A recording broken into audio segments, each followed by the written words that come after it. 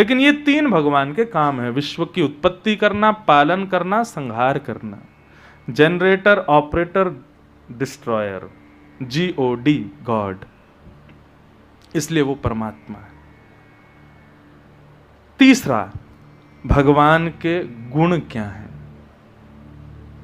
सबके अलग अलग गुण होते हैं।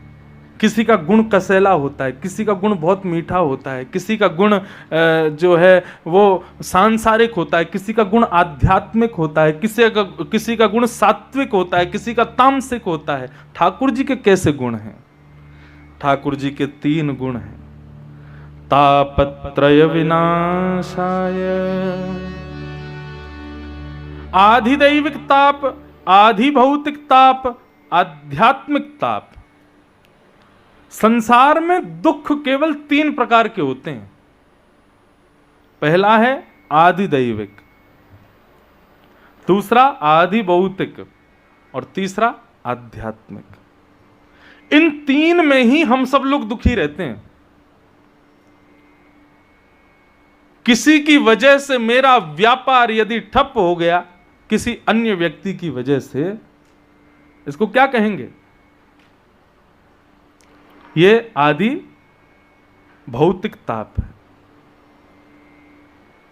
किसी ने आपकी गाड़ी में टक्कर मार दी, यह आदि भौतिक ताप है। दूसरा ताप आदि दैविक ताप। बहुत वर्षा हो गई महाराज, आज दुकान खोल ही नहीं पा रहे, आज फैक्ट्री पर जा ही नहीं पा रहे, आज कॉलेज स्कूल जा ही नहीं पा रहे। ये क्या है? आदि दैविक ताप, देव के द्वारा दिया गया। और आध्यात्मिक ताप, खांसी, जुखाम, कोरोना आदि हो जाना अपने भीतर से। ये 3 प्रकार के मानव के ताप हैं, दुख हैं। और भगवान का गुण क्या है? बोले मेरी शरण में आने वाले को तीनों आएंगे जरूर, लेकिन अनुभव नहीं होंगे। एक बात गांठ बांध लीजिएगा इस कथा के माध्यम से कि आध्यात्मिक होने से, ठाकुर जी के शरणागत होने से जीवन से दुख चले जाएंगे, ऐसा कभी नहीं होगा। कभी कभी हमारे जीवन में भी कष्ट आ जाता है तो कई लोगों को विश्वास ही नहीं होता, महाराज जी दुखी कैसे हो सकते हैं? क्यों महाराज जी क्यों दुखी नहीं हो सकते? कोई संत यदि रो रहे हो तो उनको देख करके लोग कहते हैं संत कैसे रो सकते हैं, ये तो हरि हरि भक्त हैं, इनकी आंखों में आंसू कैसे आ सकते हैं? क्यों क्यों नहीं आ सकते? संसार का नाम पता है क्या है? भागवत में दुखालयम। क्या नाम है? दुखालयम। भोजन कहां बनता है? भोजनालय में। पढ़ाई करने बच्चे कहां जाते हैं? विद्यालय में। कार्य कहां किए जाते हैं? कार्यालय में। पुस्तकें कहां पढ़ी जाती हैं? पुस्तकालय में। ऐसे दुख कहां भोगे जाते हैं? कभी पुस्तकालय में भोजन करता है कोई? भोजनालय में पुस्तक पढ़ता है कोई? कार्यालय में जाकर के हंसी मजाक करता है कोई? नहीं। विद्यालय में जाकर के कोई सोता है? नहीं। तो फिर इस दुखालय में सुख कैसे भोग लोगे? यहां सब दुखी हैं। दीन कहे धनवान सुखी, धनवान कहे सुख राजा को भारी, राजा कहे महाराजा सुखी, महाराजा कहे सुख इंद्र को भारी, इंद्र कहे चतुरानन को सुख, और ब्रह्म कहे सुख विष्णु को भारी। पर तुलसीदास विचार कहे, हरि भजन बिना सब जीव दुखारी। सब दुखी हैं इस संसार में, सबके जीवन में दुख आता है। कष्ट हमारा जीवन का एक अंग है, वो आएगा ही आएगा। लेकिन आध्यात्मिक होने से, ठाकुर जी के शरणागत होने से एक फायदा होगा। क्या? दुख तो आएगा, लेकिन जितना असर वो पहले छोड़ता था उतना अब नहीं छोड़ेगा। मीराबाई के जीवन में भी दुख आया, ध्रुव के जीवन में भी दुख आया, सूरदास के जीवन में भी दुख आया। सब आता है, दुख तो आएंगे, कष्ट तो आएंगे, लेकिन उनका अनुभव जितना पहले होता था, वो असर जितना पहले करते थे उतना अब नहीं करेंगे। क्यों? ठाकुर जी की शरण में है। बंधुओं, दुखों को आप किस रूप में देखते हो? दुख क्यों आते हैं? कई प्रकार हैं दुख के। पहला प्रकार दुख परीक्षा है व्यक्ति के। अब बच्चा चाहे कि मैं स्कूल तो जाऊं लेकिन कभी एग्जाम ना दूं, हो सकता है? नहीं हो सकता। क्यों? क्योंकि स्कूल में यदि उसको अपनी गति बढ़ानी है, अगली कक्षा में जाना है, तो फिर परीक्षा तो देनी पड़ेगी। ठीक वैसे ही जीवन में यदि उन्नति को प्राप्त होना है, अगली कक्षा में प्रवेश करना है, थोड़ा और हायर एजुकेशन प्राप्त करनी है, तो परीक्षा तो देनी पड़ेगी, कष्ट तो पार करना पड़ेगा, दुख से जूझना तो पड़ेगा। तो कष्ट क्या है, दुख क्या है? परीक्षाओं की जैसी है। दूसरा दुख क्या है? हमारा प्रारब्ध है। हमने जो कर्म किया वो लौट करके हमारे पास आता है, वो करना ही पड़ेगा, हमको भोगना ही पड़ेगा।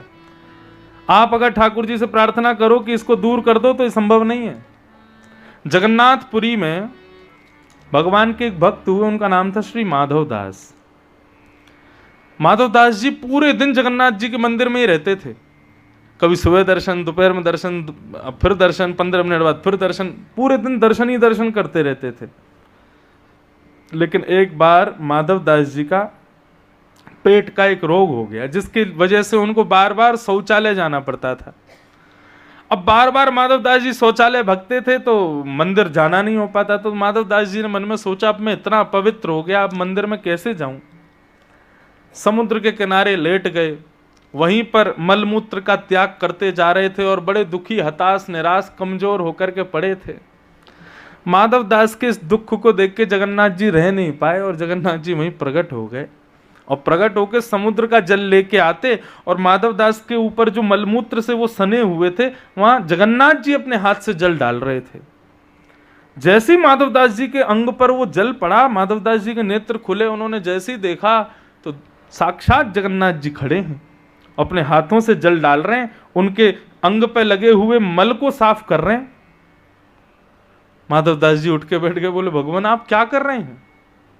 आप अत्यंत पवित्र हैं, आप यज्ञ भोक्ता हैं, आपकी प्रसादी, आपका वस्त्र, आपको माला सब इतनी शुद्धता से पधराई जाती है और आप यहां मेरे मल को साफ कर रहे हैं, क्यों कर रहे हैं भगवान? बोले मैं अपने भक्तों का कष्ट देख नहीं पाता। माधव दास जी ने हाथ पकड़ लिया भगवान का, कष्ट देख नहीं पाते तो दूर ही कर दो, ठीक कर दो मेरे को।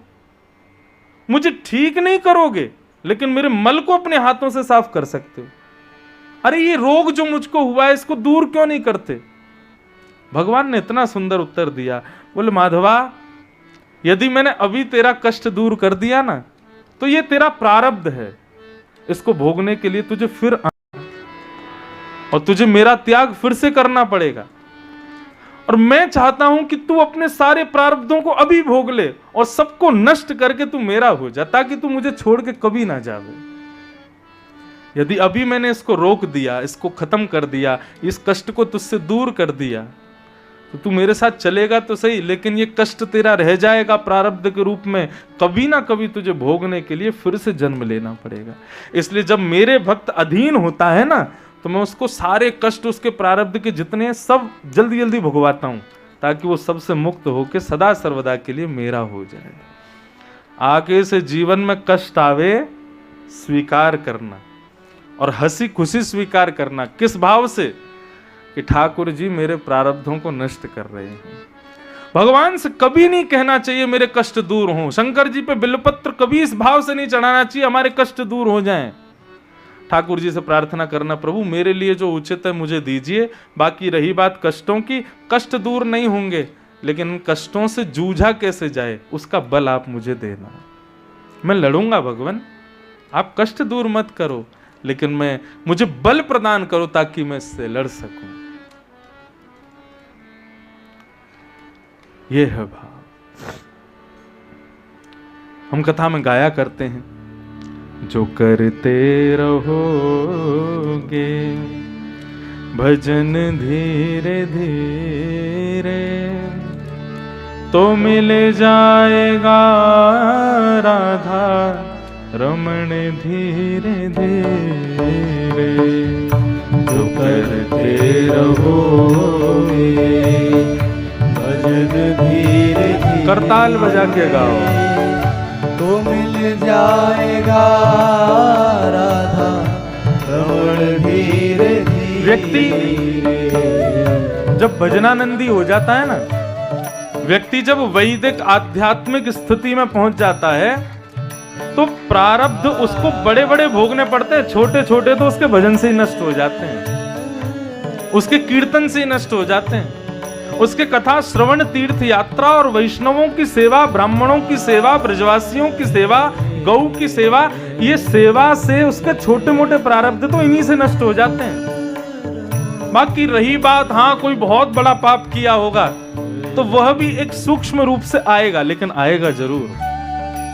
इसलिए क्या करो, जीवन को भजन युक्त बना लो। तुलसीदास जी कहते हैं ना, हरि भजन बिना सब जीव दुखारी। कर्म करो, जीवन जियो, लेकिन भजन युक्त होकर के जीना प्रारंभ कर दो। जीवन का हर क्षण ठाकुर जी के संबंध से युक्त हो जाए, ऐसी भावना रखो। गाओ, जीवन संगी जीवन अंगी बन जाए ठाकुर जी का नाम, ये हमें संभव करना है। जैसे हम श्वास लेते हैं, ये हमारे जीवन का अंग है, हमें पता भी नहीं चलता कि हमारी श्वास चल रही है, ऐसे ठाकुर जी का नाम उच्चारण चले जिह्वा पर। तब क्या होगा, बोले संसार में जितने भी ताप मानव के जीवन में आते हैं ना, उन वो ताप तो आएंगे लेकिन उसको अनुभव नहीं होगा। तो ये भगवान के 3 रूप, 3 गुण और 3 कर्म, ऐसे श्री कृष्ण को हम बारंबार वयम नमः हम प्रणाम करते हैं। भागवत के महात्म्य में आगे वर्णन आता है, 88,000 सौनकादि ऋषि नैमिषारण्य में मानव के कल्याण के लिए यज्ञ करने के लिए गए, लेकिन 2-4-5 दिन बाद ही यज्ञ के प्रभाव से, यज्ञ के उठने वाले धुएं से वे सब हताश, उदास, निराश हो गए, मन को शांति नहीं मिल रही थी। देखो बंधुओं, जब कोई भी हमारी क्रिया तामसी होती है ना, कोई भी हमारी क्रिया देव स्वीकृत नहीं होती ना, तो उसमें हृदय में थोड़ी ना भूचाल आते हैं, हृदय में थोड़ी कुलाहल होती है। ठाकुर जी जब स्वीकार कर लेते हैं हमारे द्वारा की गई क्रिया को, तो हृदय में एक अद्भुत प्रसन्नता सी होती है, एक अलग सी मस्ती होती है। लेकिन एक संशय में हो, एक दुविधा में हो, हृदय में कुछ कोलाहल चल रहा है, तो समझना कि शायद ठाकुर जी कहीं हम अपराध तो कर रहे हैं, इसलिए ठाकुर जी उसको स्वीकृति नहीं दे रहे, क्योंकि हमारा चित्त ना ठाकुर जी से जुड़ा है। हम किसी क्रिया, चोर चोरी करने जाता है, क्या लगता है आपको, उसको नहीं पता, उसको भय नहीं होता, खूब डर लगता है, उसके भी हाथ पांव कांप रहे होते हैं। क्यों? क्योंकि वो जानता है कि मैं गलत कर रहा हूं, उसका चित्त उसको सिग्निफिकेंट करता है कि भाई तू रुक जा, ये गलत है, मत कर। नहीं मानता, कर देता है। ठाकुर जी हर स्थिति में हमारे संग हैं और इन्हीं प्रकार की हमारे चित्त की अनुभूतियों से हमको बताते हैं कि हम सही कर रहे हैं कि गलत।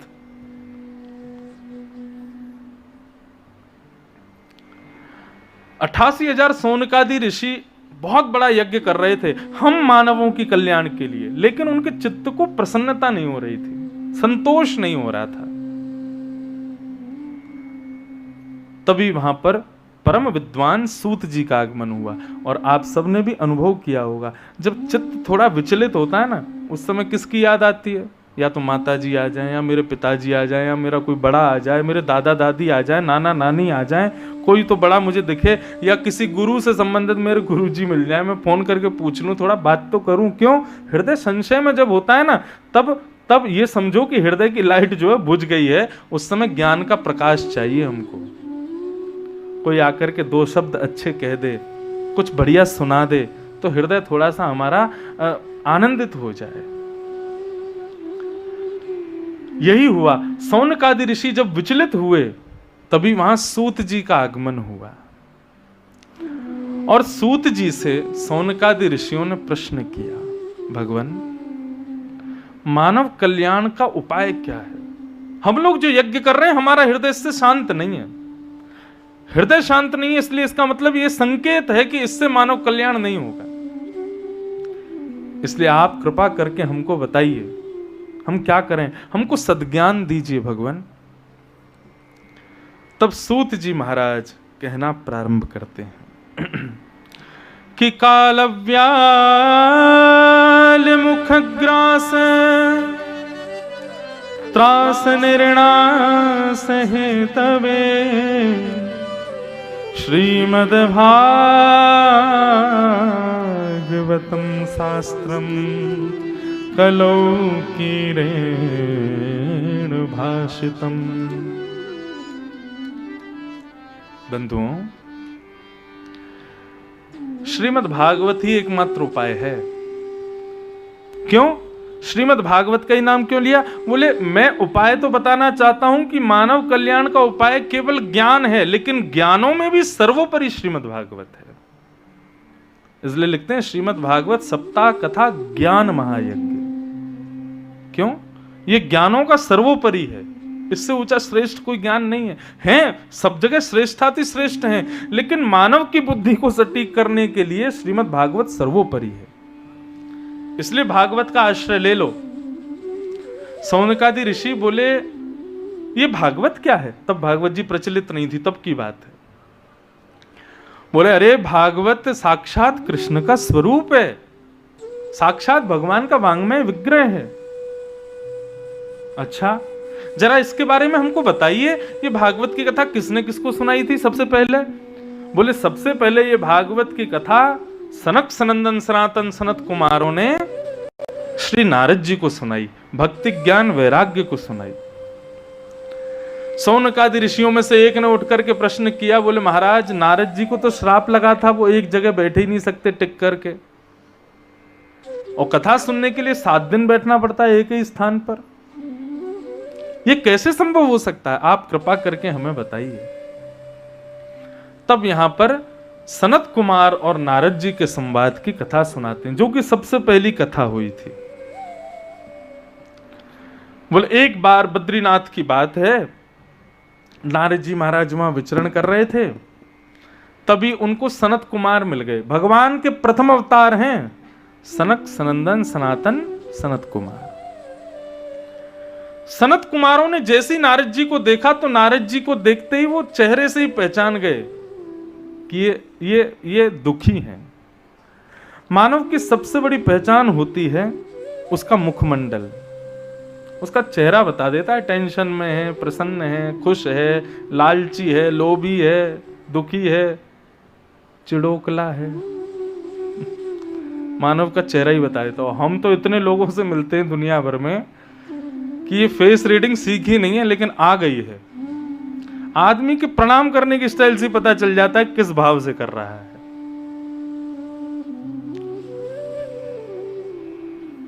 तो